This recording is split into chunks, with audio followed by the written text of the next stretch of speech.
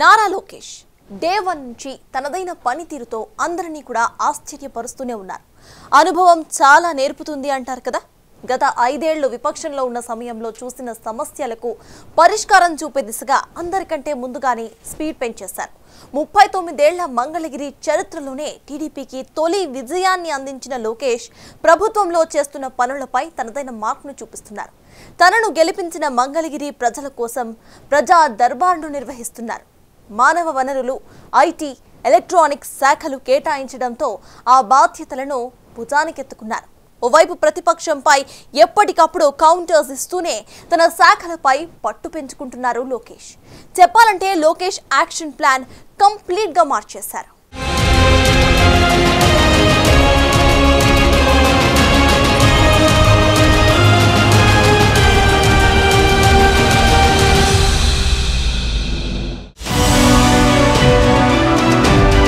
పాలనపై నారా లోకేష్ తనదైన మార్క్. బాధ్యతల స్వీకారానికి ముందే రంగంలోకి. హడావిడికి దూరంగా, జనానికి దగ్గరగా. ప్రతిపక్షానికి కౌంటర్లు, శాఖలపై పట్టు. ఇచ్చిన మాటకు కట్టుబడేలా పనితనం. జనం గుండెల్లో నిలిచేలా కలివిడితనం. అవును, ఏపీ మంత్రి లోకేష్ జెట్ స్పీడ్తో పని మొదలుపెట్టేశారు. టీడీపీ గత ప్రభుత్వంలోనూ మంత్రిగా పనిచేసిన ఇప్పుడు మాత్రం కంప్లీట్ యాక్షన్ ప్లాన్ మార్చేశారు. స్పీడ్ పెంచేశారు. జనానికి మరింత చేరువయ్యేలా నిర్ణయాలు తీసుకుంటున్నారు. బాధ్యతల స్వీకారానికి ముందే రంగంలోకి దిగేశారు. మంగళగిరి నియోజకవర్గం ఏర్పడ్డ 39 ఏళ్లలో అక్కడ టీడీపీకి అసలు విజయమే లేదు. కానీ నారా లోకేష్ రెండో ప్రయత్నంలోనే మంగళగిరిపై టీడీపీ జెండా ఎగురవేశారు. తెలుగుదేశం పార్టీకి రికార్డ్ విజయం సాధించి పెట్టారు. రికార్డ్ సృష్టించేలా చేశారు. ఎక్కడ కోల్పోయామో అక్కడే గెలవాలి అన్న లక్ష్యంతో పనిచేశారు నారా లోకేష్. నిజానికి చంద్రబాబు తనయుడిగా లోకేష్ టీడీపీకి గట్టి పట్టు ఉండి ఖచ్చితంగా గెలిచే చోటును ఏదైనా ఎంపిక చేసుకునే స్వేచ్ఛ ఉంది. కానీ లోకేష్ రూటే సెపరేట్. పార్టీ కండిషన్ చాలా టఫ్ గా ఉన్న చోటే నిలబడి గెలిచారు. అనుకున్నది సాధించారు. చివరికి మంగళగిరి ప్రజల హృదయాలను గెలుచుకున్నారు.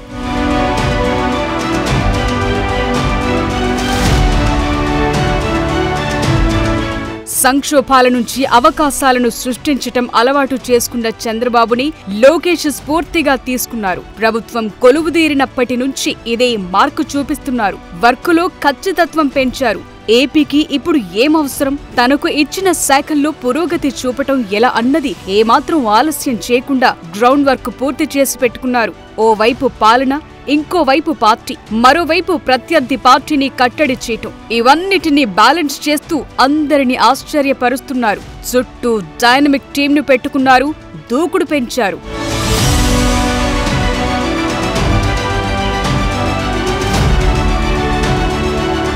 నిజానికి లోకేష్ ప్రత్యక్ష ఎన్నికల్లో గెలవకుండా రికమెండేషన్తో మంత్రి అయ్యారని గతంలో వైసీపీ విమర్శించింది. అప్పుడు పనిచేసింది కొంతకాలమే అయినా ఐటీ శాఖలో స్పీడ్ పెంచారు. ఇక 2019లో మంగళగిరిలో ఓడిపోయాక నాడు గెలిచిన వైఎస్ఆర్ కాంగ్రెస్ పార్టీ నేతలు విమర్శల తాకిడి మరింత పెంచారు. అన్నిటినీ భరించారు, ఎదుర్కొన్నారు. ఇప్పుడు ఘన విజయంతో అందరి ముందు సగర్వంగా నిలబడ్డారు లోకేష్. అంతేకాదు, తనను గెలిపించిన మంగళగిరి ప్రజలకు వెంటనే ఉపశమనం కలిగించేలా నిర్ణయాలు తీసుకోవాలన్నారు. అందులో మొదటిది క్యాంప్ ఆఫీస్లో డే 1 నుంచి ప్రజా దర్బార్ ఏర్పాటు చేశారు. గత 5 ఏళ్లుగా జనం పాలకుల నుంచి ఏది మిస్ అయ్యారో దాన్ని మంత్రి నారా లోకేష్ గ్రహించారు. అందుకే ప్రజా దర్బార్ పేరుతో జనం నుంచి వినతులను స్వయంగా స్వీకరించారు. పరిష్కారంపై భరోసా ఇస్తున్నారు. తన దృష్టికి వచ్చిన సమస్యలను ఆయా శాఖల అధికారులకు పంపి నిర్ణీత సమయంలో పరిష్కరించేందుకు ప్రత్యేక యంత్రాంగాన్ని ఏర్పాటు చేశారు. ఒక రకంగా చెప్పాలంటే ఈ ప్రోగ్రాం జనంపై చాలా ఇంపాక్ట్ చూపిస్తోంది. ఇన్నాళ్లకు తమ సమస్యలు వినే నాయకుడొచ్చాడు అనుకుంటున్నారు జనం. అటు మంత్రి లోకేష్ కూడా ఈ కార్యక్రమాన్ని రాష్ట్ర వ్యాప్తంగా విస్తరించే ఆలోచన చేస్తున్నట్టు చెప్పారు.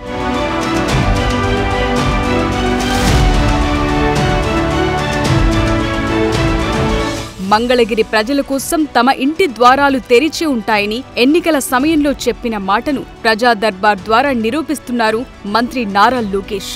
మంగళగిరిని ఆదర్శ నియోజకవర్గంగా మార్చి తీరుతానంటున్నారు. రెండోసారి మంత్రి అయ్యాక లోకేష్ కు కీలక శాఖలే దక్కాయి. గతంలో చేపట్టిన ఐటీ శాఖతో పాటు ఈసారి విద్యాశాఖ కూడా ఇచ్చారు. ఈ రెండు ఛాలెంజింగ్ పోర్ట్ఫోలియోసే. అయితే ఈ శాఖల్లో లోకేష్ తొలి రోజు నుంచే తనదైన మార్కు చూపిస్తున్నారు. ఐటీ, ఎలక్ట్రానిక్స్ రంగాల్లో 100 రోజుల యాక్షన్ ప్లాన్ ప్రకటించారు. రివ్యూ మీటింగ్లు పెట్టారు. ఇన్ఫర్మేషన్ టెక్నాలజీ, ఎలక్ట్రానిక్స్ శాఖపై నజరు పెట్టారు. రాష్ట్రానికి కొత్తగా ఐటీ, ఎలక్ట్రానిక్స్ కంపెనీలు రావటానికి ఎలాంటి చర్యలు తీసుకోవాలి, కంపెనీలకు ఎలాంటి ప్రోత్సాహకాలు ఇవ్వాలన్న అంశాలపై సమీక్షించారు. వీలైనంత త్వరగా రిపోర్ట్స్ ఇవ్వాలన్నారు. బెస్ట్ మెథడ్స్ ఎక్కడ అమలవుతున్నాయో పరిశీలించాలన్నారు. విశాఖను ఐటీ హబ్ గా, తిరుపతిని ఎలక్ట్రానిక్స్ హబ్ గా మార్చాలని లోకేష్ ప్లాన్ చేస్తున్నారు. ఈ రెండు రంగాల్లో ఏపీ టాప్ పొజిషన్ లో ఉండాలని ఇప్పటికే అధికారులకు టార్గెట్ పెట్టారు. పెద్ద కంపెనీలు ఏపీ వైపు చూసేలా చర్యలు తీసుకోవాలన్నారు. త్వరలోనే కొత్త ఇన్వెస్టర్ ఫ్రెండ్లీ ఐటీ పాలసీని అమలు చేసేందుకు రెడీ అవుతున్నారు. జగన్ పాలనలో ఉనికి కోల్పోయిన ఐటీ, ఎలక్ట్రానిక్స్ శాఖలకు పూర్వ వైభవం తెచ్చేలా ఫోకస్ పెంచారు లోకేష్.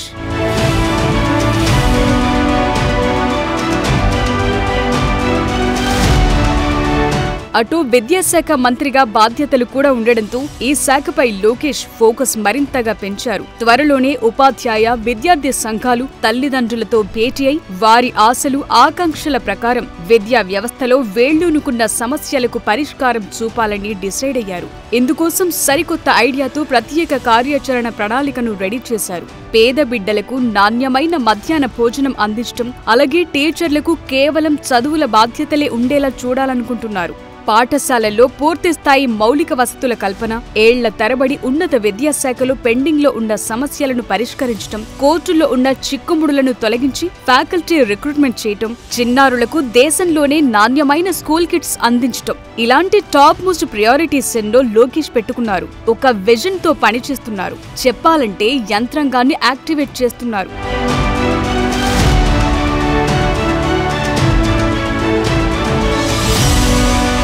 ఏడాదిలోగా పాఠశాలల్లో పూర్తిస్థాయి మౌలిక సదుపాయాలు కల్పించాలని ఆఫీసర్లకు లోకేష్ టార్గెట్ పెట్టారు. మధ్యాహ్న భోజనం రుచిగా, శుచిగా, నాణ్యతగా ఉండాలన్నారు. పాఠశాలల్లో పారిశుధ్యం నిర్వహణకు సంబంధించి ఢిల్లీ ప్రభుత్వం ఫాలో అవుతున్న విధానాలు, ఇతర రాష్ట్రాల్లో స్కూల్స్ శానిటేషన్ కు సంబంధించిన విధానాలను స్టడీ చేసి వాటికంటే మెరుగైన పద్ధతి అమలు చేయాలంటున్నారు. గత 5 ఏళ్లలో ప్రభుత్వ పాఠశాలల నుంచి ప్రైవేట్ పాఠశాలలకు మారిన విద్యార్థుల సంఖ్య, అందుకు కారణాలను విశ్లేషించి రిపోర్ట్ ఇవ్వాలని సమగ్ర శిక్షణ అధికారులను ఆదేశించారు. బడిలో చేరి మధ్యలో మానేసిన జనరల్ డ్రాప్ అవుట్స్ వివరాలు కూడా ఇవ్వాలన్నారు. గ్రామాల్లో విద్యార్థులకు స్కూల్ ఎంత దూరంలో అందుబాటులో ఉందన్న వివరాలను అడిగారు. గత 5 ఏళ్లలో మూతబడ్డ స్కూళ్లు, అందుకు కారణాలు తెలుసుకోవాలని ఆర్డర్ వేశారు.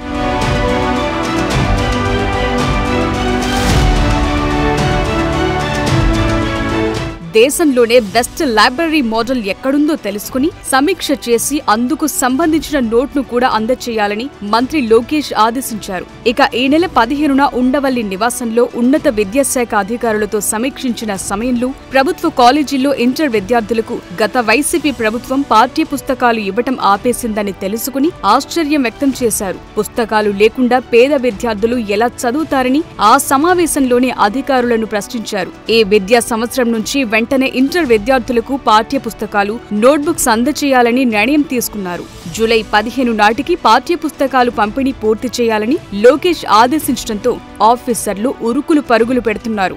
ఓవైపు ఇవన్నీ చేస్తూనే పూర్తి స్థాయిలో కేంద్ర నిధులను వినియోగించుకునేలా తగిన ప్రణాళికలకు ఆదేశించారు. సో ఓవరాల్ గా బాధ్యతల స్వీకారానికి ముందే తనకు అప్పగించిన శాఖలపై మంత్రి నారా లోకేష్ ఓ విడత కసరత్తు పూర్తి చేశారు. ఇక బాధ్యతల స్వీకారం తరువాత యాక్షన్ ప్లాన్ మరింత స్పీడ్ అవటం ఖాయంగా కనిపిస్తోంది.